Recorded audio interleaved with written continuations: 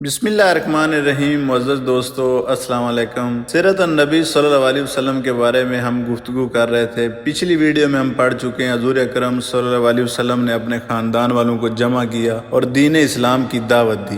اس کے بعد کچھ دن تک آپ خاموش رہے، پھر آپ کے پاس جبریل علیہ السلام نازل ہوئے۔ انہوں نے آپ کو اللہ کی جانب سے اللہ تعالیٰ کے پیغام کو ہر طرف پھیلا دینے کا حکم سنایا۔ آپ صلی اللہ علیہ وسلم نے دوبارہ لوگوں کو جمع فرمایا، ان کے سامنے یہ خطبہ ارشاد فرمایا: اللہ کی قسم جس کے سوا کوئی معبود نہیں، میں خاص طور پر تمہاری طرف اور عام طور پر سارے انسانوں کی طرف اللہ کا رسول بنا کر بھیجا گیا ہوں۔ اللہ کی قسم تم جس طرح جاگتے ہو اسی طرح ایک دن حساب کتاب کے لیے دوبارہ جگائے جاؤ گے، پھر تم جو کچھ کر رہے ہو اس کا حساب تم سے لیا جائے گا۔ اچھائیوں اور نیک اعمال کے بدلے میں تمہیں اچھا بدلہ ملے گا اور برائی کا بدلہ برا ملے گا۔ وہاں بلا شبہ ہمیشہ ہمیشہ کے لیے جنت ہے یا ہمیشہ ہمیشہ کے لیے جہنم ہے۔ اللہ کی قسم اے بنی عبد المطلب، میرے علم میں ایسا کوئی نوجوان نہیں جو اپنی قوم کے لیے اس سے بہتر اور اعلیٰ کوئی چیز لے کر آیا ہو۔ میں تمہارے واسطے دنیا اور آخرت کی بھلائی لے کر آیا ہوں۔ آپ صلی اللہ علیہ وسلم کے اس خطبے کو سن کر ابو لہب نے سخت ترین انداز میں کہا: اے بنی عبد المطلب،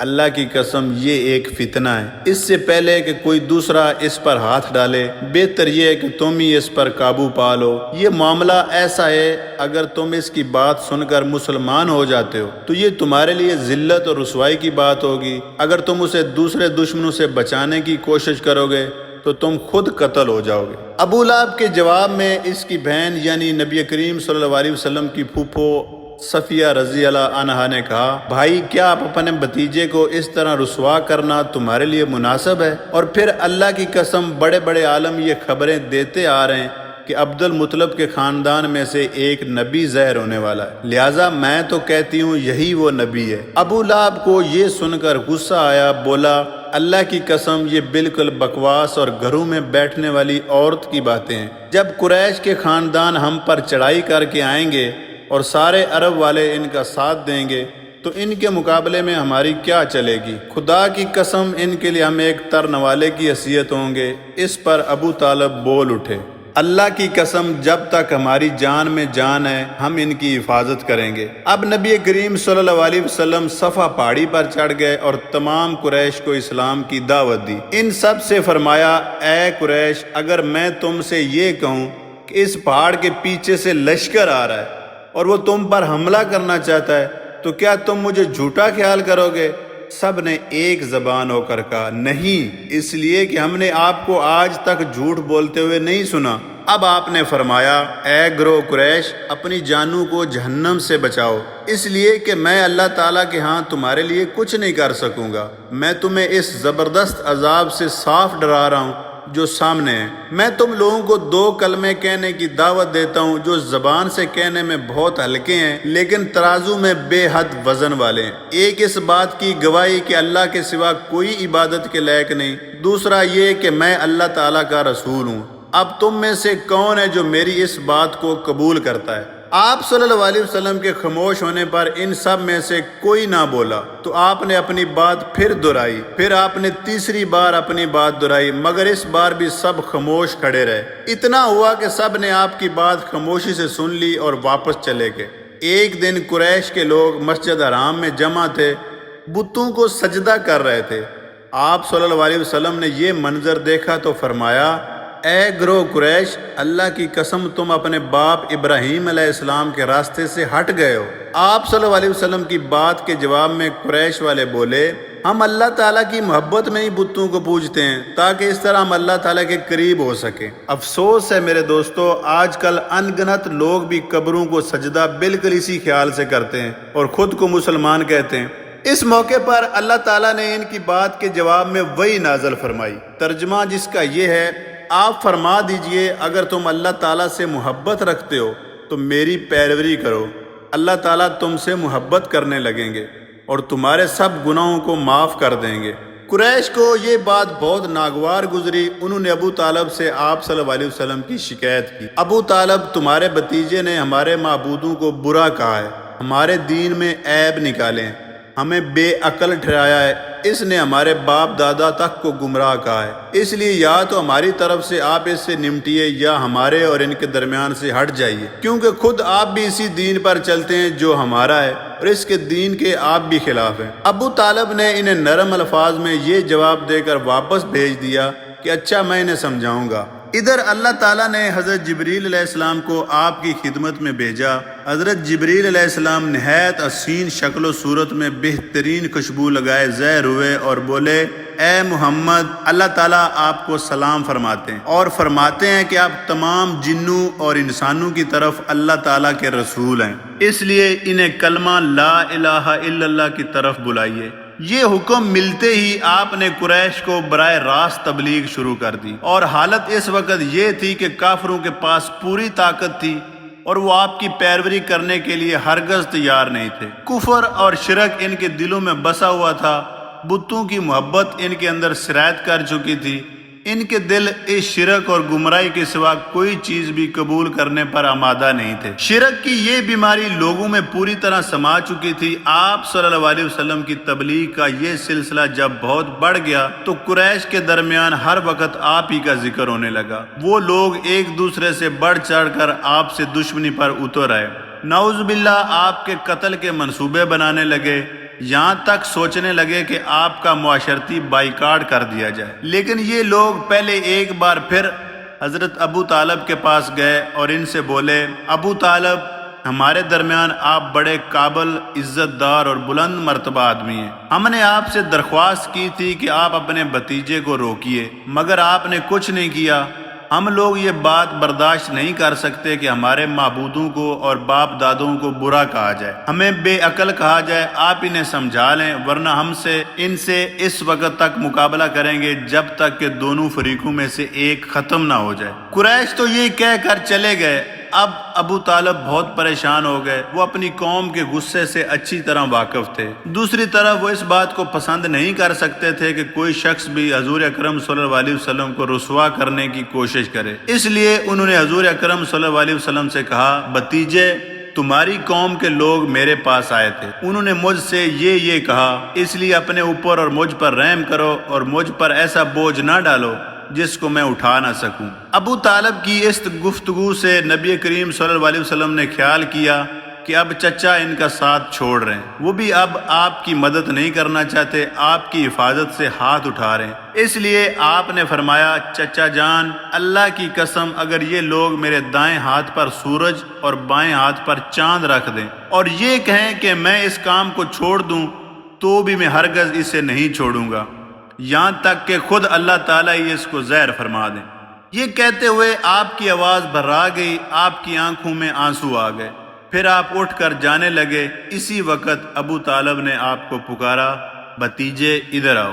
آپ ان کی طرف مڑے تو انہوں نے کہا، جاؤ بھتیجے، جو دل چاہے کہو، اللہ کی قسم میں تمہیں کسی حال میں نہیں چھوڑوں گا۔ جب قریش کو اندازہ ہو گیا کہ ابو طالب آپ کا ساتھ چھوڑنے پر تیار نہیں ہے، وہ عمارہ بن ولید کو ساتھ لے کر ابو طالب کے پاس آئے اور بولے، ابو طالب، یہ عمارہ بن ولید ہے، قریش کا سب سے زیادہ حسین، بہادر، طاقتور اور سب سے زیادہ نوجوان ہے، تم اسے لے کر اپنا بیٹا بنا لو اور اس کے بدلے میں اپنے بھتیجوں کو ہمارے حوالے کر دو، اس لیے کہ وہ تمہارے اور تمہارے باپ دادا کے دین کے خلاف جا رہا ہے، اس نے تمہاری قوم میں پھوٹ ڈال دی ہے اور ان کی عقلیں خراب کر دی ہیں، تم اسے ہمارے حوالے کر دو تاکہ نعوذ باللہ ہم اسے قتل کر دیں، انسان کے بدلے میں ہم تمہیں انسان دے رہے ہیں۔ قریش کی یہ بےہودہ تجویز سن کر ابو طالب نے کہا، اللہ کی قسم، یہ ہرگز نہیں ہو سکتا۔ کیا تم یہ سمجھتے ہو کہ کوئی اونٹنی اپنے بچے کو چھوڑ کر کسی دوسرے بچے کی آرزومند ہو سکتی ہے؟ ان کا جواب سن کر متم بن عدی نے کہا، ابو طالب، تمہاری قوم نے تمہارے ساتھ انصاف کا معاملہ کیا ہے اور جو بات تمہیں ناپسند ہے اس سے چھٹکارے کے لیے کوشش کی ہے، اب میں نہیں سمجھتا کہ اس کے بعد تم ان کی کوئی اور پیشکش قبول کرو گے۔ جواب میں ابو طالب بولے، اللہ کی قسم، انہوں نے میرے ساتھ انصاف نہیں کیا، بلکہ تم سب نے مل کر مجھے رسوا کرنے اور میرے خلاف گٹھ جوڑ کرنے کے لیے یہ سب کچھ کیا ہے، اس لیے اب جو تمہارے دل میں آئے کر لو۔ بعد میں یہ شخص یعنی عمارہ بن ولید حبشہ میں کفر کی حالت میں مرا، اس پر جادو کر دیا گیا تھا۔ اس کے بعد یہ وحشت زدہ ہو کر جنگلوں اور گھاٹیوں میں مارا پھرا کرتا تھا۔ اسی طرح دوسرا شخص مطعم بن عدی بھی کفر کی حالت میں مرا۔ غرض جب ابو طالب نے قریش کی یہ پیشکش بھی ٹھکرا دی تو معاملہ حد درجے سنگین ہو گیا۔ دوسری طرف ابو طالب نے قریش کے خطرناک ارادوں کو بھانپ لیا۔ انہوں نے بنی ہاشم اور بنی عبد المطلب کو بلایا، ان سے درخواست کی کہ سب مل کر آپ کی حفاظت کریں، آپ کا بچاؤ کریں۔ ان کی بات سن کر سوائے ابو لہب کے سب تیار ہو گئے۔ ابو لہب نے ان کا ساتھ نہ دیا۔ یہ بدبخت سختی کرنے اور آپ کے خلاف آواز اٹھانے سے باز نہ آیا۔ اسی طرح جو لوگ آپ پر ایمان لے آئے تھے، ان کی مخالفت میں بھی ابو لہب بھی سب سے پیش تھا۔ آپ صلی اللہ علیہ وسلم کو اور آپ کے ساتھیوں کو تکلیف پہنچانے میں بھی یہ قریش سے بڑھ چڑھ کر تھا۔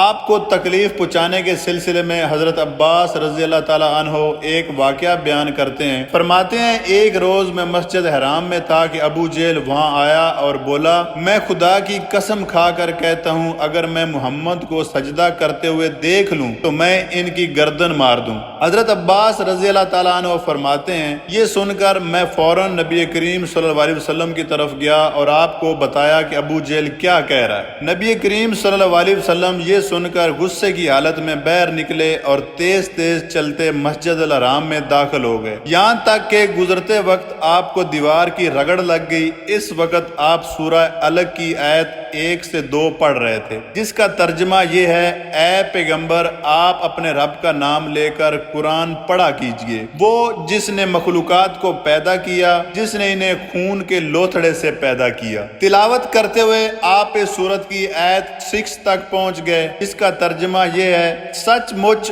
بے شک کافر آدمی حد سے نکل جاتا ہے، یہاں تک کہ آپ نے سورہ کا آخری حصہ پڑھا جہاں سجدے کی آیت ہے، اور اس کے ساتھ ہی آپ صلی اللہ علیہ وسلم سجدے میں گر گئے۔ اسی وقت کسی نے ابو جہل سے کہا، ابو الحق یہ محمد سجدے میں پڑے۔ یہ سنتے ہی ابو جہل فوراً آپ کی طرف بڑھا، آپ کے نزدیک پہنچا، لیکن پھر اچانک واپس آ گیا۔ لوگوں نے حیران ہو کر پوچھا، ابو الحق کیا ہوا؟ جواب میں اس نے اور زیادہ حیران ہو کر کہا، جو میں دیکھ رہا ہوں کیا تمہیں وہ نظر آ رہا ہے؟ اس کی بات سن کر لوگ اور زیادہ حیران ہوئے اور بولے، تمہیں کیا نظر آ رہا ہے ابو الحق؟ اس پر ابو جہل نے کہا، مجھے اپنے اور ان کے درمیان آگ کی ایک خندق نظر آ رہی ہے۔ اسی طرح ایک دن ابو جہل نے کہا، اے گروہ قریش، جیسا کہ تم دیکھ رہے ہو محمد صلی اللہ علیہ وسلم تمہارے دین میں عیب ڈال رہا ہے، تمہارے معبودوں کو برا کہہ رہا ہے، تمہاری عقلوں کو خراب بتا رہا ہے اور تمہارے باپ داداؤں کو گالیاں دے رہا ہے۔ اس لیے میں خدا کے سامنے عہد کرتا ہوں کہ کل میں محمد صلی اللہ علیہ وسلم کے لیے اتنا بڑا پتھر لے کر بیٹھوں گا